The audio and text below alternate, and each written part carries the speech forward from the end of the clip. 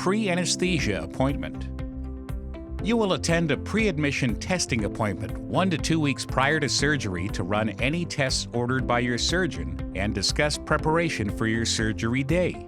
Someone from the pre-anesthesia department will reach out to you to schedule this appointment. The tests performed will depend on your surgeon's orders, but may include blood work, nasal swabs, an EKG, and urine sample. You do not need to fast for this appointment unless specifically told to do so. A pre-admission nurse will conduct a full health history as well as take a comprehensive list of all current medications, including over-the-counter medications and vitamins.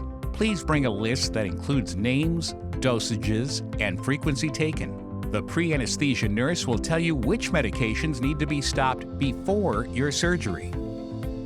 This usually includes stopping NSAIDs or anti-inflammatory drugs, aspirin, and all over-the-counter medications and vitamins 1 week prior to surgery. These medications can lead to an increased risk of bleeding, so it's important you discuss everything you take with the pre-surgery nurse.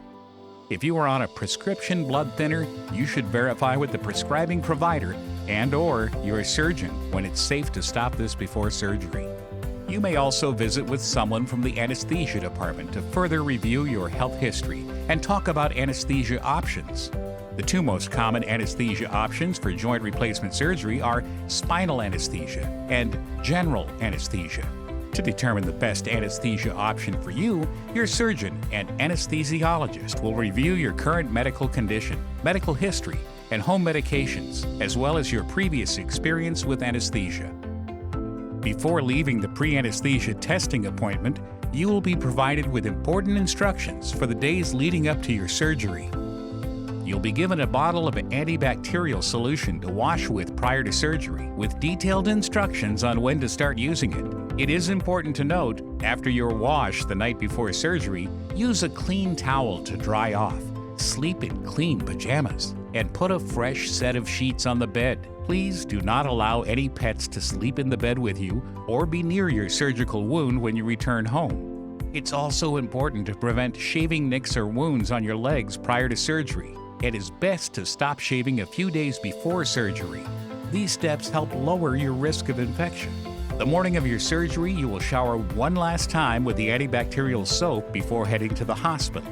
Please refrain from putting any creams, powders, lotions, or deodorant back on your skin after your antibacterial shower. As part of our enhanced surgical recovery program, your surgeon may order a pre-op drink with nutrients that help promote recovery and reduce some complications, such as nausea, after surgery. If this is ordered, you'll be given a specific time to drink this prior to coming into the hospital on the day of your surgery.